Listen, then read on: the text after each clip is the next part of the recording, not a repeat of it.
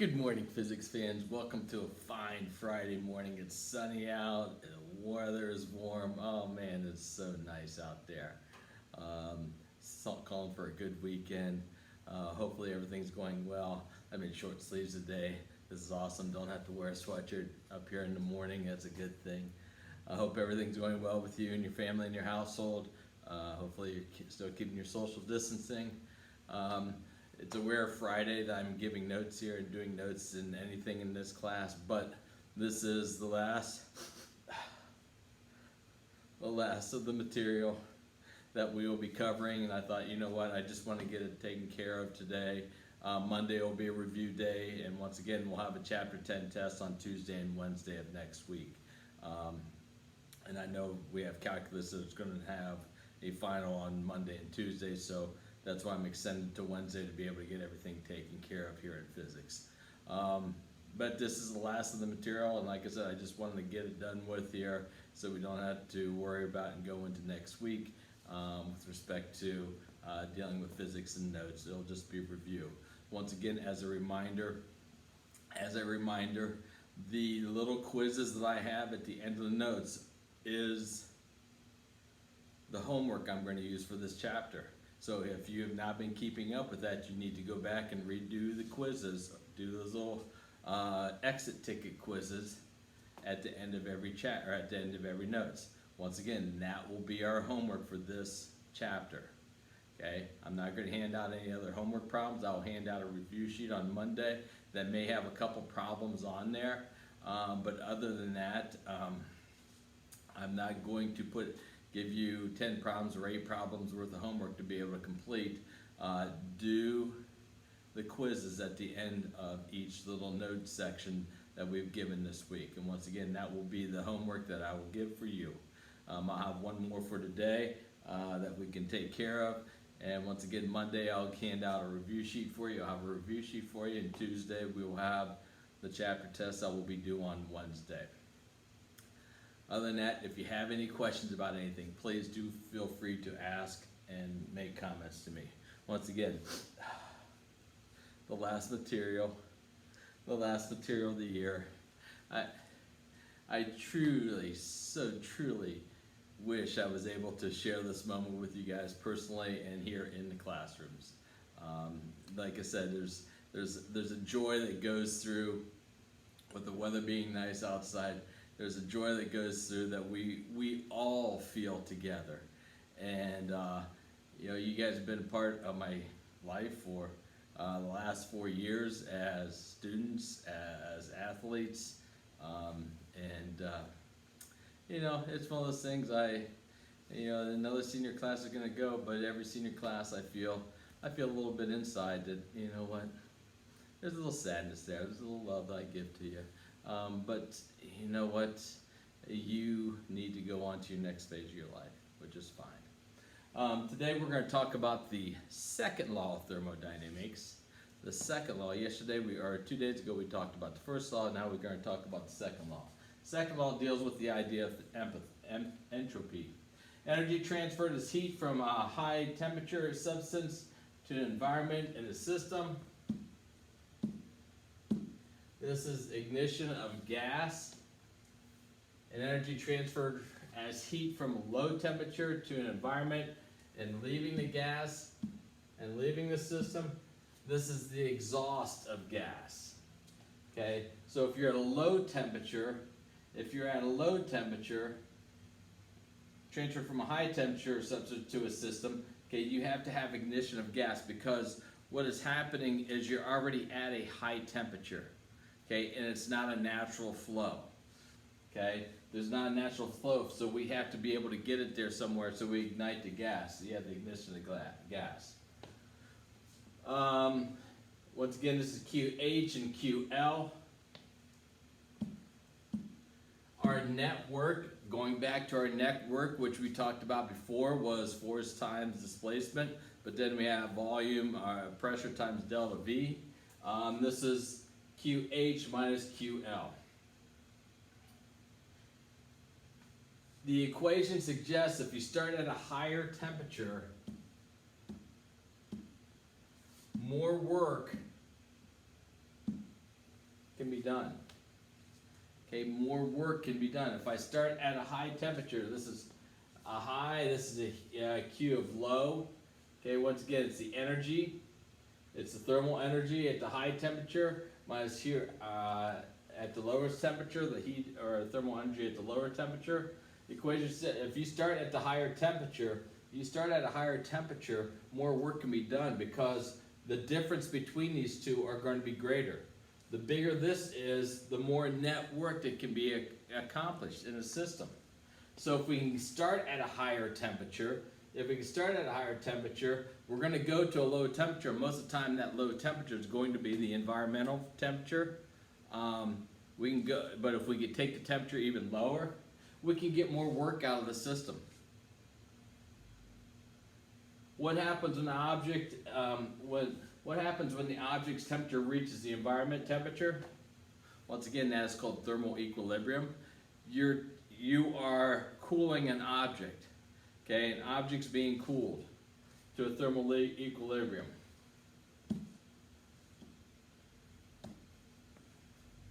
Basically, at that point, your Q or your heat stops transferring. You will continue to lose heat in an environment. If I have an object that is really, really hot, and I put it in the environment of just this room, eventually it's going to cool. Okay, it will cool till you hit thermal equilibrium, and then heat will stop. If you have a pot or a pan that you're cooking something, if you have a pot or pan that you're cooking something at home, you have that on the burner, you're adding a lot of heat to it, the pot or pan is warming up, and it's getting really hot. If you put your hand on it, you're going to burn your hand. But once you're done cooking and you just set it off to the side burner, it's going to start to cool. Heat's going to leave that pot or pan. It's going to go into the environment. And eventually it will cool down to a point where you can touch it again. So at that point, the heat stops transferring back and forth. For work to continue, a lower temperature must be involved. For work to continue,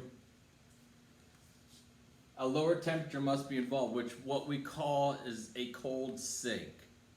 Okay, if you have a cold sink somewhere and you have this warm object or warm gas that is there, and you continue to push to that cold sink, okay, it's going to continue to go to that cold sink. Once again, that's your Q high minus your Q low. We can get more work being done, but you need to have that cold sink. Where if you have this in 70-degree room right now, okay, if I open up the windows, it's 60 degrees outside right now. Heat's going to flow out into the environment outside, okay, and it will continue to flow because that's our cold sink. Okay, if we don't have a cold sink, the heat's not going to flow, but you need to have a flow, a natural flow somewhere to a cold sink, or an artificially made cold sink, so we can have a flow of heat to the cold sink. And when we can get that flow of heat, we can get work being accomplished then. And it's a natural flow. So we have sometimes it's an artificial cold sink that's being made, and we can artificially make that cold sink so we have a way of being able to transfer heat to make work. And a lot of times what has to happen is what occurs is you compress the gas. You have a compressor. For work to continue, you need that cold sink. For a cyclic process to occur, what must occur for the process to continue? Work must be done to take the process back to the beginning. Okay, so what you need is a compressor. Okay, you compress the gas. When you compress the gas, what you're able to do is you're able to get more work coming back to it, or you're able to make that full complete cycle. Just like at home, we talked about yesterday with the refrigerator that you have. With the refrigerator that you have a compressor that turns the gas back into a liquid. Turn that gas back into liquid, which is called Freon, that will flow through your refrigerator, that will eventually evaporate again and grab the heat absorb the heat first, then evaporate, and then go through the cyclic process again Excuse me. Efficiency. Talked about efficiency when we were talking about machines, your work output over your work input. Well, if we take a look at what's up top, that was our net work. We can also deal with this net work over QH. And QH, once again, is energy transferred as heat from higher temperature substance to the environment. Okay, that is your high temperature heat that's going into the environment. So we have our net work is a subtraction of 2 and over our heat, our high heat. Or 1 minus your low over high. Once again, if I'm going too fast, feel free to push the pause button.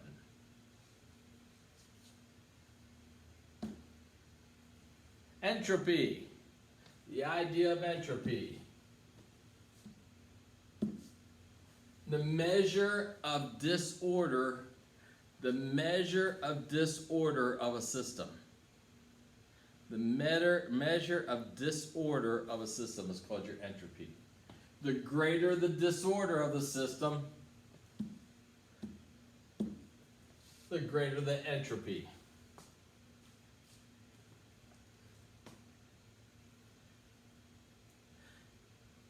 If you fill a room with a bunch of kindergartners age 6 and sort of give them a little task, but just sort of stand back and watch them, the disorder of the system will continue to evolve because there's a lot of chaos that will happen. You take 12th graders, you seniors, you put you in a classroom. There's a little bit more order there. You know what the routine is, you know what you're supposed to be doing, you know your responsibilities. There's a lot more or a lot less disorder.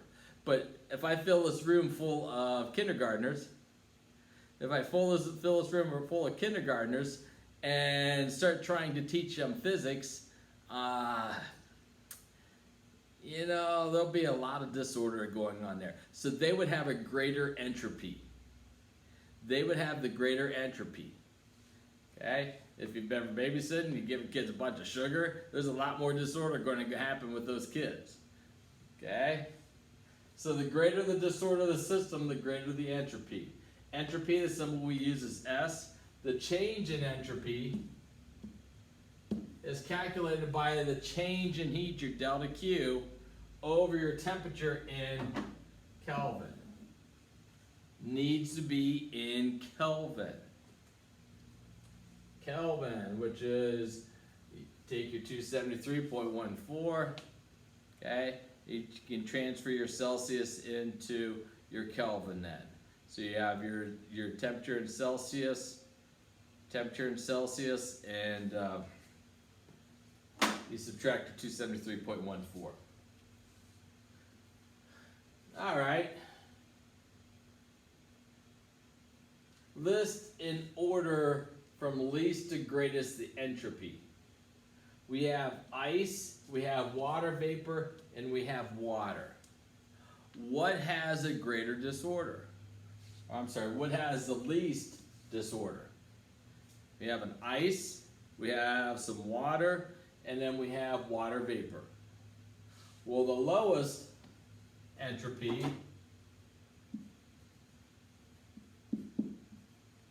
is ice. Why? Because ice is a fixture. It's a fixed, all the molecules are in a fixed area. Yes, they still are doing a little vibration back and forth. Okay? But for the most part, they are fixed to a specific area. You can pick up an ice cube. Okay, so their disorder is the least. Water vapor is the highest. Why? Because, well, when you go out and you start boiling water, all these water vapors go up into the air. All these molecules go up in the air. And they just start flying all over the place. Okay? You can't catch, you can't touch a water vapor up there. Okay? Can't touch it. And then the water would be the middle. So lowest would be this. water would be the middle, and water vapor would be the most or the greatest of entropy. The second law of thermodynamics talks about entropy. In an isolated system,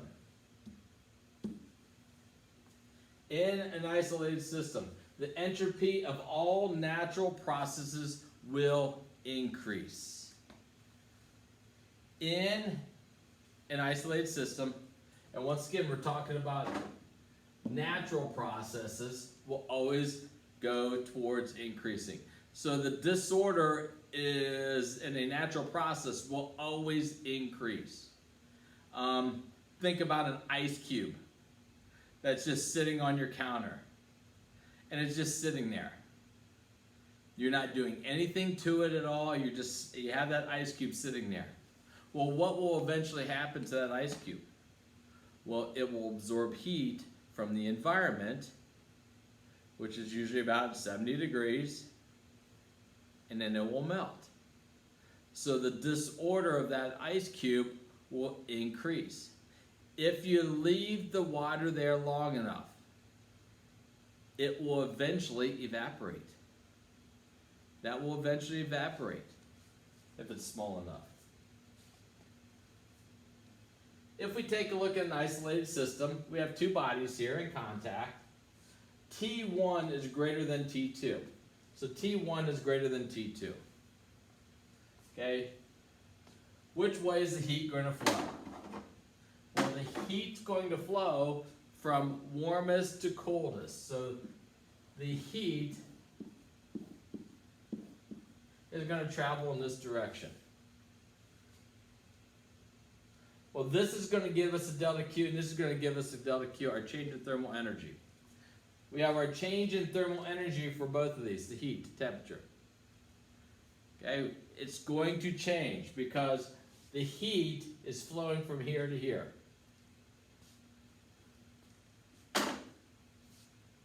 Well, if I would compare my change in energy, well, this one's going to lose and this one's going to gain. But if this is an isolated system, okay, if this is an isolated system, what is lost here is going to be gained over here.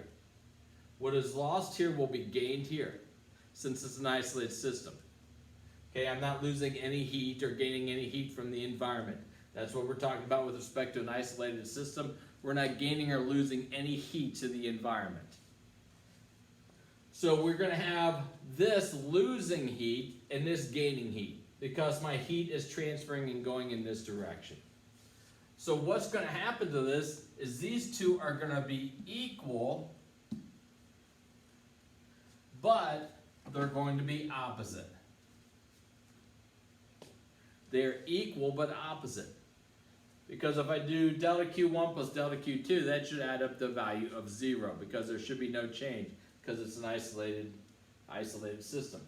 But if I take a look at these two, these are going to be equal. What is lost by this is going to be gained by this. Well, how do I signify a loss?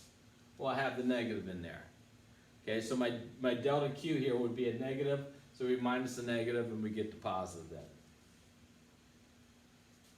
Well, if we take a look at the change in entropies, okay, what we're going to do is we're going to prove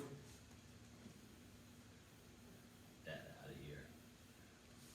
We are going to prove that this in a natural process, and this is a natural process because it's naturally going to flow from warm to cold, that entropy is going to always increase. Well, if I take a look, there we go. And my delta S1 and my delta SQ. Well, this would be my negative Q1 over my temperature 1. This is my positive delta Q2 over my change in temperature, and my temperature 2. Because once again, how do we find our change in entropy? Our delta Q divided by our temperature. So if I take a look, my delta S1 is negative delta Q1 divided by T1. My change in entropy 2 is by delta Q2 divided by T2.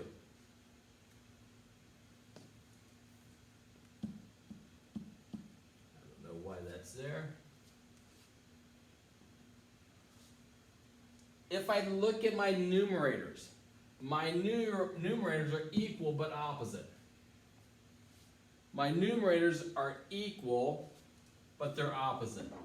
So these are the same, but one is negative and one is positive. If we take a look at the denominators, my denominators, T1 is greater than T2. That was given to us up here. T1 is greater than T2. That gave me my flow going in that direction. So my T1 is going to be greater than my T2. So let's take a look at mathematics now. Let's take a look at what happens with mathematics. If I have a value of 10 and divided by the value of,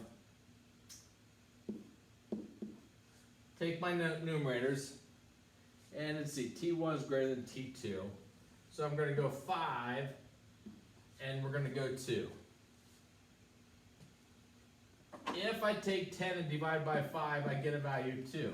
If I take 10 and divide it by 2, I get a value of 5. So since T2 is smaller, what will happen is my delta S, my second fraction, must be bigger. Since this is smaller, and it's just mathematics, it has nothing to do with physics, but since this value, these are the same. But since this is smaller here, this fraction will be bigger. Because if I take a look at 10 divided by 2, this is smaller than this. I get 5, I get 10 divided by 5, I get a value of 2. So this quantity will always be smaller. Why? Because this temperature, because of the natural process that we're dealing with. Once again, this has to be a natural process. This natural process says this has to be smaller. Since T2 is smaller, then the second fraction must always be bigger. The change in entropy, delta S, of the lower temperature will always be bigger in a natural process. So delta S1 plus delta S2 will always be positive. So my entropy of this system will increase in this natural process, which means disorder will continue to go then. Once again, ice cube on the counter, okay? It's going to go towards a greater entropy. Well, what happens with Mr. Sun here? Here we have Mr. Sun. Sun, Mr. Golden Sun, please shine down on me like today. Mr. Sun, Sun, Mr. Golden Sun, hiding behind the trees. These little children want to play with you. Oh, I'll leave it go. I know, don't give up my daytime job. So what's this do with the order of the universe? Well, you have Mr. Sun that generates this heat that sends out into the universe. Okay? So what happens here, because it is a natural process, you have the heat that's right here, but this layer, if you want to just think about this as layers, rings here, this layer is colder than this layer. So the heat's going to naturally flow to here. But this layer out here is colder than this layer, so the heat's going to continue to flow out to here. Okay, so what we have here is we have a continued flow of heat going outwards from the sun. Why? Because that next layer is going to be colder. It's going to be colder. And I can continue out to where we hit Pluto. That layer is colder, so heat's going to travel out to there. Okay, it will just continue to travel. Why? Because it is the natural process to go from warm to cold. That's the natural process. So heat is going to continue to go out. Well, what the second law says, the second law talks about in this natural process, the entropy of the system will always increase. So the entropy of the system will always increase. Well, the system here is the entire universe. So what this then theorizes then is that the chaos and the disorder of the universe will always continue to grow. Okay, because entropy is telling us the disorder at a lower temperature compared to a higher temperature, what's going to happen is you're going to have a higher entropy. And we proved that here, no matter where we're at. The lower the temperature, the lower the higher the change in entropy. The higher temperature, the lower the change of energy. So this heat coming out from the sun will always continue to go outwards into the universe, which is once again going to increase the disorder of the universe. And that's the second law of thermodynamics. Talks about the idea of entropy and the disorder of the universe.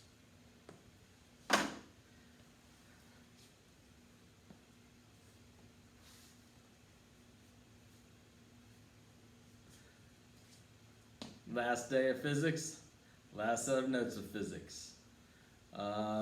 Once again, I will add some problems or some questions at the end. And once again, please do those. If you haven't been doing them, please do them. This will be your homework that you have for this chapter. Please do complete them. I tried to make them so they're not too painstaking, but you can refer to the notes and be able to get all your answers at that point. Other than that, I have nothing else for you today. Monday, we will have a review day. I have a review sheet. Once again, the chapter test that we will have will be on Tuesday. I'll post it on Tuesday. It'll be due on Wednesday evening. And that will be the last of our stuff. You guys have done good. You've done good. Finish out now. Finish out. We're almost done. We're that close. But also go out and enjoy some warm weather this weekend too. Hopefully your family's doing some barbecuing or something like that. Ooh, that'd be good. That'd be good. Other than that, I have nothing else for you. If you have any questions, feel free to ask. Ask through the comments. I will take care of it as best as I can take care of it. You folks have a good weekend. Monday, I'll just talk about a review sheet and chapter test and what we'll do, and that will be it. So other than that, I have nothing else for you. Adios. You folks have a great day.